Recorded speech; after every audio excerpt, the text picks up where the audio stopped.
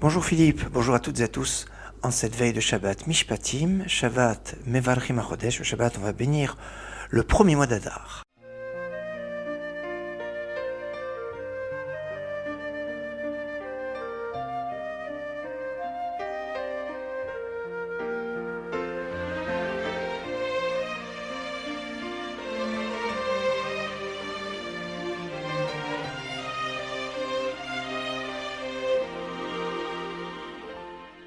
Cette semaine, nous allons lire donc la paracha Mishpatim, la première paracha après Yitro, après Matan Torah, la réception de la Torah, cette théophanie, ce moment si extraordinaire où Dieu se révèle aux enfants d'Israël.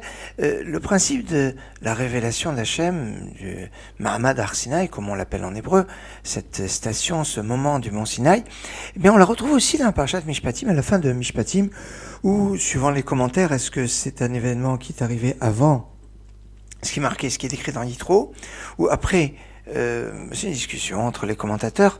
Toujours est-il que on est dans ces moments de révélation, dans ce moment d'importance de notre lien avec Dieu, mais dans ce moment d'importance de relation avec Dieu, la relation avec notre prochain ne doit pas être gommée. Et ce sont les mitzvot ben adam lachavero, les mitzvot entre l'homme et son prochain, qui sont abordés dans la paracha Mishpatim au début, avec une délicatesse, avec beaucoup de finesse que l'on retrouve. Et dans la juxtaposition entre la fin de la paracha de Yitro et le début de Mishpatim, il y a des enseignements fabuleux, comme le Ta'aleh b'ma'alot al-Mizbechi à la fin de paracha de Yitro. On nous dit qu'on ne devait pas avoir d'escalier, de marche pour monter sur l'autel. L'autel était donc surélevé, et pour monter sur l'autel, il ne pouvait pas avoir un escalier, mais une rampe, pour éviter de risquer que le Kohen, en levant sa jambe, il se dénude vis-à-vis de la pierre, que face à l'escalier, en levant sa jambe, eh bien, qu'il y ait une sorte de dénudement vis-à-vis de la pierre. Et on se doit de respect, de tsniout, de pudeur, même vis-à-vis du domaine, même vis-à-vis du minéral. Et là, il y a une leçon aussi déjà vis-à-vis de la pierre. On doit avoir de la considération pour avoir un comportement qui doit être correct et qui doit être avec pudeur. Alors plus forte raison vis-à-vis de son prochain. Et si il s'agit ici d'une réflexion vis-à-vis de son prochain sur la pudeur, sur la délicatesse, sur la finesse dans notre comportement, on comprend combien la Torah est exigeante dans notre rapport vis-à-vis de notre prochain. Et c'est pour ça que on le dit à la fin de la paracha que Moshe avait pris le sang, il allait séparer en deux parties égales, une qui était sur l'autel, l'autre il a aspergé les enfants d'Israël, comme pour montrer que la Torah est cette unité complète de notre relation au niveau vertical avec Dieu, comme horizontale vis-à-vis de notre prochain, qui doit être l'équivalent. C'est pour ça que quand on parle des tables de la loi, on dit luchot. Le mot luchot est des fois marqué comme au pluriel, luchot, avec un vav à la fin, et puis des fois c'est écrit chasser, c'est-à-dire sans vav à la fin, comme si on pourrait lire luchat, comme si il y avait une seule table, pour comprendre que les deux tables en fait ne formaient qu'une seule, et que la table, c'est que dans les tables de la loi, il y en avait 5 donc dans notre relation vis-à-vis de Dieu, et 5 vis-à-vis de la relation vis-à-vis de notre prochain. On pourrait remarquer qu'au niveau du nombre de mots, les 5 interdits, puisqu'il s'agit d'interdits vis-à-vis de notre prochain, se résument à des mots beaucoup plus courts que les 5 commandements vis-à-vis de Dieu. Lotirtsach, lotinaf, lotignov, tu ne tueras pas, tu ne feras pas d'adultère, tu ne voleras pas. À chaque fois 2 mots, alors que dans l'équivalence de l'autre côté, Anochi Hashem Elokei juste ton Dieu qui t'a fait sortir d'Égypte, tu n'auras point d'autre Dieu sur ma face, etc. Tu n'évoqueras pas le nom de Dieu. C'est beaucoup plus long. Alors au niveau du texte, au niveau des mots, c'est beaucoup plus long, mais au niveau de la qualité, de l'importance, eh bien ça doit être de la même grandeur, de la même dimension. C'est cette importance vis-à-vis de notre prochain, comme vis-à-vis de Dieu. On doit avoir une délicatesse et puis une précision dans la pratique des mitzvot, sur la cacheroute, sur ce qu'on mange, sur le Shabbat, sur toutes ces mitzvot qui sont dans notre relation vis-à-vis de Dieu. Mais vis-à-vis de notre prochain, on ne doit pas être moins exigeant, et si on fait très attention à ce que l'on met dans la bouche pour que ça soit d'une cacheroute irréprochable, on doit encore plus faire attention de ce qui sort de notre bouche au niveau de notre parole, pour que ça soit aussi d'une cacheroute irréprochable, avec la plus grande pureté. Mais il y a plusieurs niveaux de lecture dans notre paracha. On peut avoir donc cette lecture, le pshat évidemment, mais on peut avoir une autre lecture, on va dire au niveau du midrash, qui est tikné quand tu vas acheter, on est veille de Shabbat. Alors quand tu vas faire les achats de Shabbat, c'est quoi Eved? Eved, c'est les initiales de Of, Bassar, Dagim.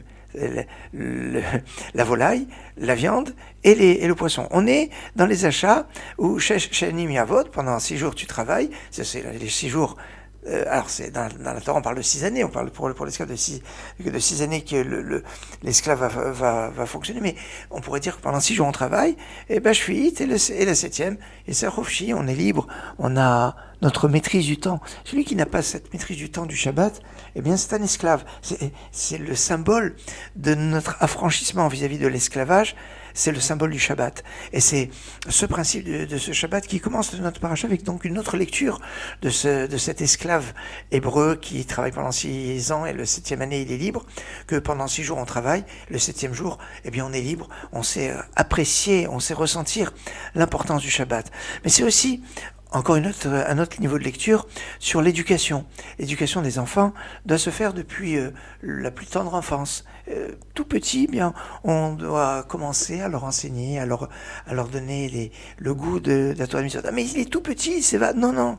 Si j'attends la Shana Shvi'it, la 7e année, il était la Chofshi, il sortira libre dans le sens, il n'aura plus de lien avec la Torah. C'est tout petit qu'il faut commencer à l'initier, à l'éduquer, à lui donner tout le sens, comme on nous dit à propos de la mère de Rabbi Yossi. La mère de Rabbi Yossi, on dit à propos de Rabbi Yossi, Ashri Olato, heureuse, celle qu'il a menée au monde, parce que elle a amené son berceau à côté des Chachamim, au Beth Midrash, pour que tout bébé, alors qu'il comprenait pas ce qui se disait, les mots qu'il entendait, c'était des mots de Torah. Et il y a ici, comme ça, eh bien, à travers l'éducation qu'on peut donner depuis la plus tendre enfance aux enfants, il y a une leçon très très importante. C'est ce qui est marqué dans la Gemara Choulin, page 104, à propos de Rabbi Hanina.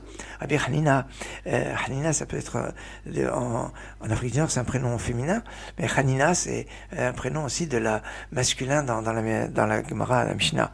Et Rabbi Hanina, il dit que Chamin veshemen shesartai imi Hem Amdouli, que l'eau chaude, l'eau tiède, et l'huile que ma mère m'a fait des frictions avec, eh bien c'est ce qui m'a permis d'avoir une bonne santé, d'être l'homme que je suis.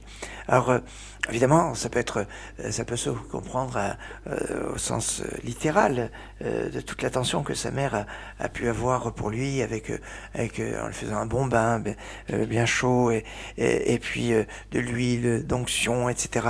Mais ça peut aussi se comprendre sur une autre lecture, c'est que Chamin, cette eau chaude, eh bien, ce sont les larmes d'une mère qui sont avec d'une grande richesse, qui sont torrides pour l'éducation de ses enfants. Et Shemen, l'huile, c'est le symbole de la lumière, c'est la Torah. Ce sont les Tehillim, c'est ces larmes et ces Tehillim qui entourent l'éducation de l'enfant, qui vont être forts. Et ces Tehillim et ces larmes d'une mère ont une puissance qui dépasse tout ce que l'on peut imaginer, et c'est pour ça que c'est important dans l'éducation, dans la transmission de ce qu'on donne. Voilà plusieurs niveaux de lecture sur le début de cette paracha qui parle a priori d'une histoire d'esclaves, mais qui peut être perçue comme déjà, même au niveau de l'esclave, il s'agit, puisqu'on dit que la connaît, Evet connaît Rabot, que quand on achetait un esclave, eh bien on faisait l'acquisition d'un maître, parce que si on avait avait par exemple du pain rassis puis du pain frais à la maison et qu'il n'y en a pas pour manger pour tout le monde, le pain frais ça va pour l'esclave et le pain rassis pour le maître. Que s'il y a un bon lit puis un lit moins bon, eh ben le bon lit c'est pour l'esclave. Et il y a ici comme une sorte de dignité, d'enseignement. Vous vous rendez compte, ce maître qui est un tzaddik, qui a fait peut-être l'acquisition d'un esclave qui n'avait pas de quoi rembourser le vol qu'il a fait, c'est pour ça qu'il est vendu comme esclave. C'est une condition qui peut arriver. Mais qui va acheter une personne qui est un voleur?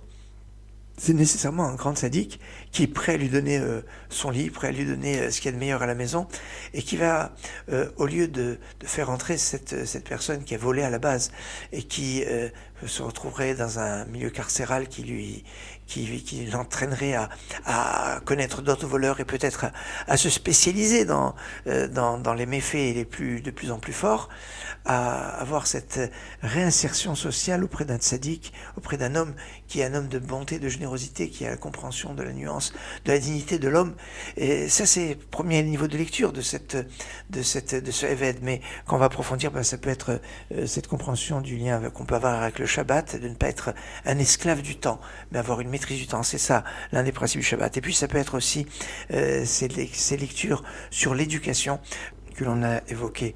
Alors, on est dans cette relation vis-à-vis de notre prochain, et il y a un verset dans les Proverbes qui dit « Kemaim la maïm », comme une personne regarde sur la face de l'eau son reflet. Vous regardez dans l'eau, vous voyez votre reflet. C'est ainsi le reflet que on a vis-à-vis de son prochain. On sourit à son prochain, on va envoyer un sourire, on va recevoir un sourire. On recevra dans notre prochain le reflet du message que l'on peut donner, sachant être toujours positif. Kamaïm comme l'eau, Avromirot, une jolie chanson adaptée sur le livre des Proverbes.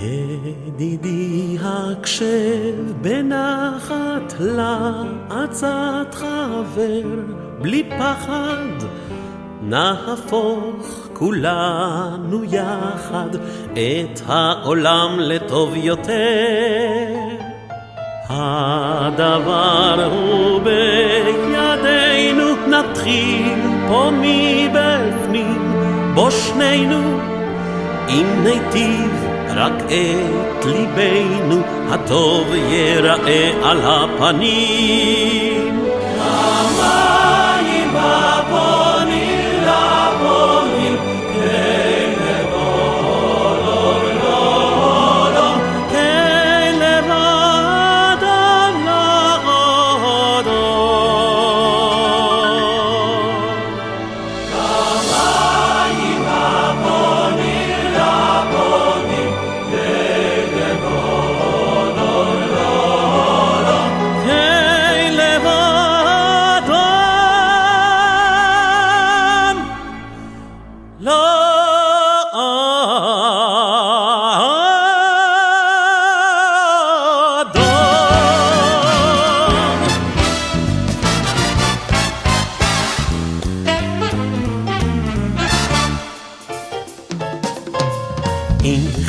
וצחוק קבוע, זהו כלל מאוד ידוע, משתנה מצב הרוח והלב מתחיל לרקוד את הכעס לי מורה סלק לך זה לא נורא ובלבך תהיה אורה תשרה תמיד רק השמחה המים הפונים לפונים כלב הודו לא הודו כלב הודו לא הודו המים הפונים לפונים כלב הודו לא הודו כלב הודו לא הודו ידיד יקר אם קצת קשה הרב ראשך על התרפה זכור שהעולם יפה הבט סביב על הבריאה עם חיוך לכל אחד תהיה קצת מנץ' תהיה נחמד איש את אחי תמיד יאהב אז בואו ונבחין מיד מיד המים הפונים לפונים כלב הודו לא הודו כלב הודו לא הודו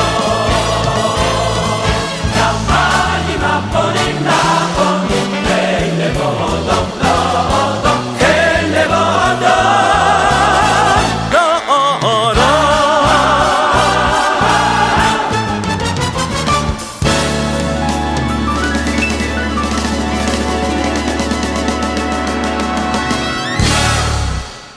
Kamayim hapanim lapanim ken lev adam l'adam, comme l'eau du visage d'un visage à notre visage, ainsi le cœur de l'homme à l'homme. C'est issu donc des proverbes que je voulais vous faire partager, livre des proverbes, chapitre 27, verset 19. Alors dans cette paracha qui suit, parachat Yitro, ça commence avec un vav. Ve'ele amishpatim. Et voici les lois. Ce vav, ce ve'ele, mosif ala rishonim, ça rajoute sur les premiers. Et cela vient nous enseigner, ma rishonim besinaï, af, aronim besinaï, comme les premiers enseignements, ceux qui sont marqués à paracha la semaine dernière. La Seret Adibrot, le décalogue, eh bien c'est au Sinaï.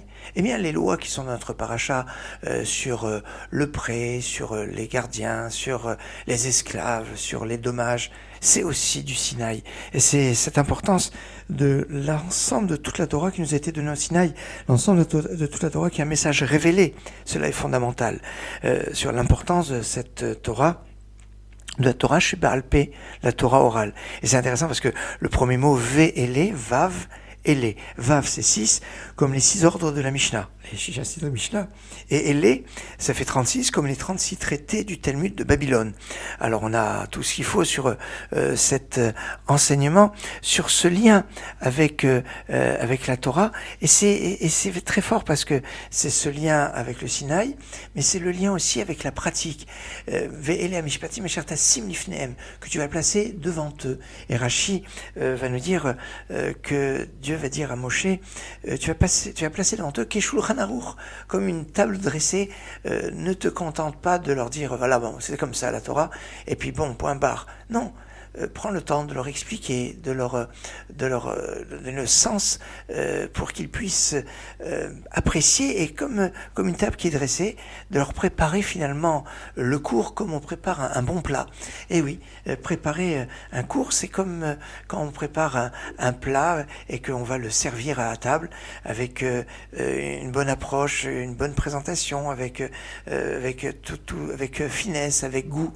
Tout cela est dans ce sens, et avec le soin et le souci que celui qui va le recevoir, celui qui va consommer ce plat, celui qui va écouter le shiur, va pouvoir l'entendre, va pouvoir bien le comprendre et le réceptionner comme il le faut. Et ici, quelque chose qui me semble important et qui est à la fois sur l'importance du message révélé qui nous vient de Dieu, de l'importance qu'on a vis-à-vis de celui qui nous transmet le message des Chachamim, des sages, du respect qu'on doit aux Rabbanim, de la confiance qu'on doit aux Tzadikim, aux Rabbanim, et du souci que les Rabbanim doivent avoir dans la transmission de la Torah pour essayer de la mettre le plus on va dire à la portée de ceux qui vont l'écouter, et qui vont être conscients aussi qu'ils ont accès à quelque chose, mais qu'il y a des choses qui peuvent aussi les dépasser de ce lien avec le Bédine. Et on voit cette place du Bédine qui, on nous dit, était à côté de l'autel. Et oui, il n'y a pas une séparation entre ce Bédine qui gère les problèmes entre les personnes et l'autel qui gère notre proximité avec Hachem, notre proximité avec Dieu. Les deux doivent aller de pair, et ça c'est quelque chose de fondamental. Et on va repartir avec Aaron Ben Soussan, Sheikh HaChoret.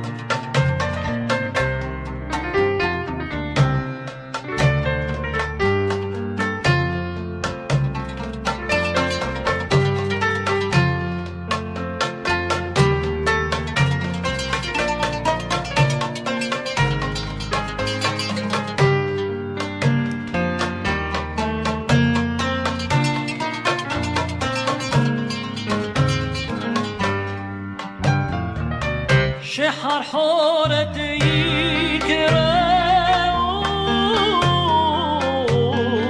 كروني صاح يا عوني ومرار شمش كايت باشح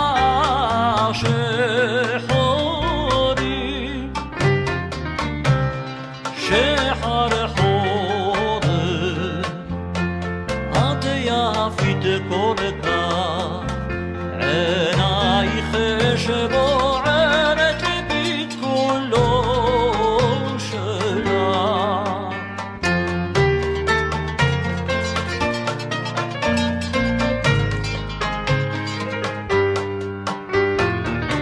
شحر حورتي